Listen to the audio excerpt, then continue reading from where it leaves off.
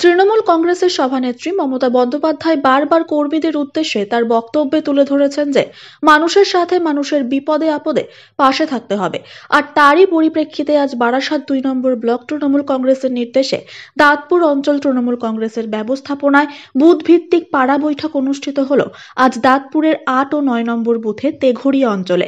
উক্ত পাড়া বৈঠকে উপস্থিত ছিলেন দাঁতপুর গ্রাম পঞ্চায়েত প্রধান মনিরুল ইসলাম, বারাসাত ২ নম্বর পঞ্চায়েত সমিতির কর্মাধ্যক্ষ আশের আলী মল্লিক, বারাসাত ২ নম্বর পঞ্চায়েত সমিতির প্রাক্তন সহসভাপতি মোহাম্মদ ইফতিকার উদ্দিন, দাঁতপুর গ্রাম পঞ্চায়েতের সঞ্চালিকা হালিমা বিবি, দাঁতপুর অঞ্চল তৃণমূল কংগ্রেস সভাপতি আমিরুল ইসলাম, দাঁতপুর গ্রাম পঞ্চায়েতের সঞ্চালক মিজানুর রহমান, দাঁতপুর অঞ্চল তৃণমূল কংগ্রেসের দলনেতা শাহাবুদ্দিন আকুঞ্জি সহ তৃণমূল কংগ্রেসের কর্মীবৃন্দরা। পাড়া বৈঠক ঘিরে এলাকাবাসীর উপস্থিতি ছিল চোখে পড়ার মতো। সমস্ত অনুষ্ঠানটি সঞ্চালনা করেন মনিরুজ্জামান মিঠু।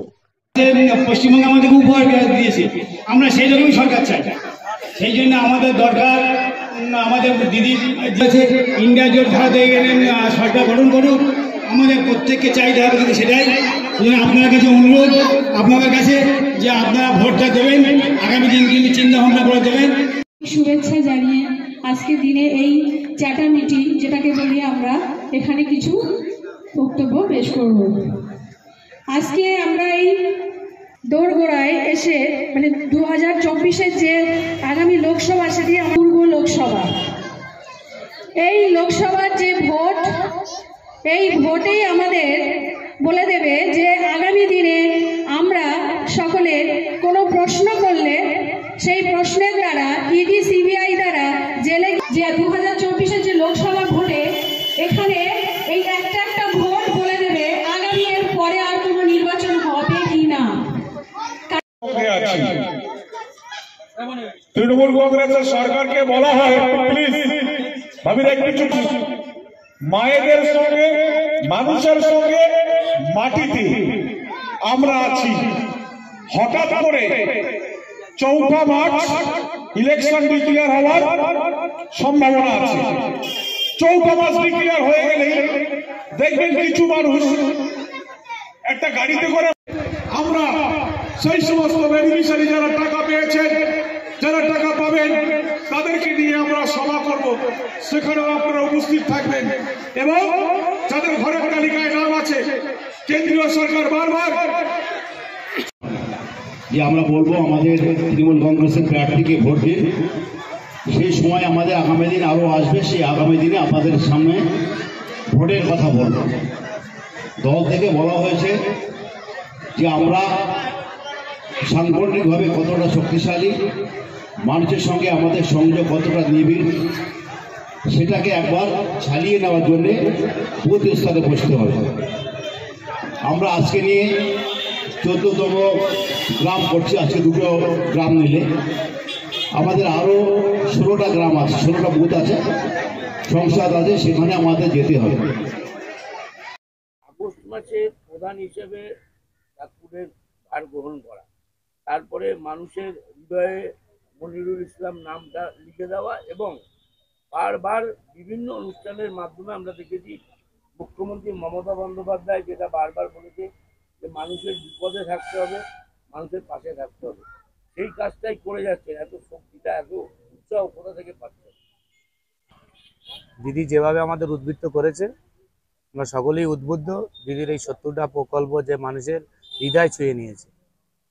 26শে জানুয়ারি আমার পঞ্চায়েতের তরফ থেকে যতগুলো টিবি পেশেন্ট ছিল তাদেরকে পঞ্চায়েত তরফ থেকে সাহায্যের হাত বাড়িয়ে দিয়েছি। আজকেও পোস্ট স্যাটারডে মিটিং ছিল, টিবি পেশেন্ট তাদেরকেও সাহায্যের হাত বাড়িয়ে দিয়েছি। আপনার এই যে কর্মকাণ্ডের মধ্যে আপনার পাশে যারা দলীয় কর্মীরা থাকে সবসময়, বা আপনার পঞ্চায়েতের সদস্য যারা পঞ্চায়েতের কর্মচারী তারা আপনার সাথে সবসময় থাকে, তাদের উদ্দেশ্যে কি বলবেন?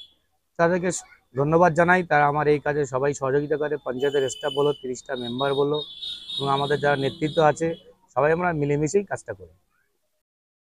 রাজ্যের মুখ্যমন্ত্রী বারবার বিভিন্ন অনুষ্ঠানে এবং বিভিন্ন সভাতে ঘোষণা করেছেন যে মানুষের বিপদে বা মানুষের সাথে সবসময় থাকতে হবে, মানুষকে সাথে নিয়ে চলতে হবে।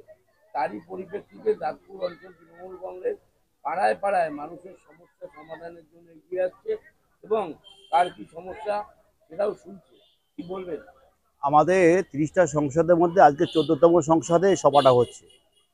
মুখ্যমন্ত্রীর যেটা বক্তব্য যে যারা আমাদেরকে ভোট দেন বা যারা আমাদের ভোট দেন না, প্রত্যেকে পশ্চিমবাংলার বাসিন্দা।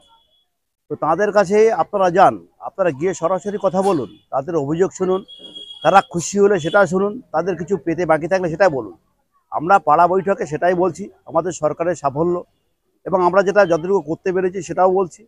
এবং কেন্দ্রীয় যে বঞ্চনা, সেই বঞ্চনার ব্যাপারেও আমরা মানুষকে সজাগ করছি। কারণ 7,500 কোটি টাকা আমরা 100 দিনের কাজে পাবো, সে টাকাটা কেন্দ্র সরকার দিচ্ছে না, মোদিজি দিচ্ছে না, আমরা সেটাও বলছি। কারণ রাজ্য সরকার ইতিমধ্যে ঘোষণা করেছেন, আপনারা সবাই জানেন, আগামী 26 তারিখ থেকে প্রত্যেক বেনিফিশিয়ারি অ্যাকাউন্টেই টাকা দেওয়া শুরু হবে।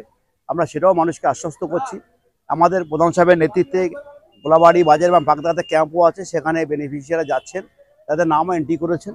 তো এটা আমাদের একটা সরকারের পক্ষ নিয়েই বলি, এই সরকার যেটা করছে এটা অত্যন্ত মানবিক দিক। এই মানবিকতা কিন্তু কেন্দ্র সরকারের দিক দিয়ে আমরা পাই। আমরা দেখলাম যে এখানে দাঁড়িয়ে সন্দেশখালী বিভিন্ন মহিলা অভিযোগ করছে যে দলকে কালিমালিপ্ত করার জন্য।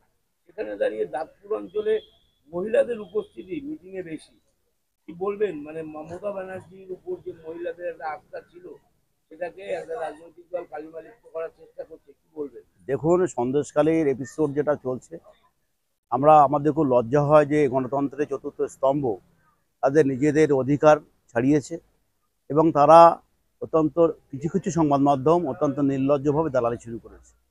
মানুষের সমস্যা থাকবে, মানুষ প্রতিবাদ করবে, তাদের দাবি দাওয়া নিয়ে কথা বলবে, কিন্তু সেটা কখনই ক্ষোভ বিষয় না।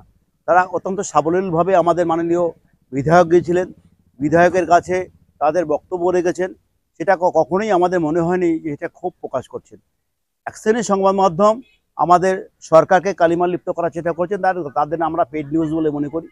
তারা টাকা নিয়ে এই ধরনের সংবাদ পরিবেশন করছেন। পাশাপাশি আজকে আপনি যেটা দ্বিতীয় কথা বললেন, শুধু তেঘরিয়া বলে নয়, তেঘরিয়ায় প্রচুর মহিলা এসছেন। আমাদের মা বোনদের উজ্জ্বল উপস্থিতি আমাদের অবশ্যই প্রেরণা দিয়েছে। কিন্তু এর আগে আমরা যে আরও 6টা সভা করেছি, সেই 6টা সভাও একইভাবে মেয়েদের উপস্থিতি আমরা টের পেয়েছি। আমরা 2021 বিধানসভা নির্বাচনও দেখেছিলাম যে মাননীয় মুখ্যমন্ত্রীকে ঘরের মহিলারা দুহাত ভরে আশীর্বাদ করেছিল। সেখানে দাঁড়িয়ে আজকে এই সন্দেশখালীর ঘটনায় কোনো রকম এফেক্ট পড়বে বলে মনে হয়? কোনোভাবেই না, কারণ বাংলার মুখ্যমন্ত্রীকে মানুষ ঘরের মেয়ে, পাশের বাড়ি বলে মেয়ে মনে করে এবং তার যে অনুভূতি সাধারণ মানুষের অনুভূতির সঙ্গে পুরো মিলে যায়। তার যে আবেগ, বাংলার মেয়েদের, বাংলার মানুষের আবেগ একই। কারণ এখানে মমতা বন্দ্যোপাধ্যায়ের কে কলুষিত করা অত সহজ হবে না, কারণ তিনি উঠে এসেছেন একেবারে তৃণমূল স্তর থেকে। তার লড়াই ছিল খেটে খাওয়া প্রান্তিক মানুষের জন্য। সেই সব মানুষটা অধিকার বুঝে পাচ্ছেন গত 10-12 বছর ধরে পশ্চিমবাংলা ক্ষমতা আসার পর। সুতরাং এত বড় নেতৃত্ব, এত বড় ব্যক্তিত্ব অত সহজে শেষ হয়ে যাবে না।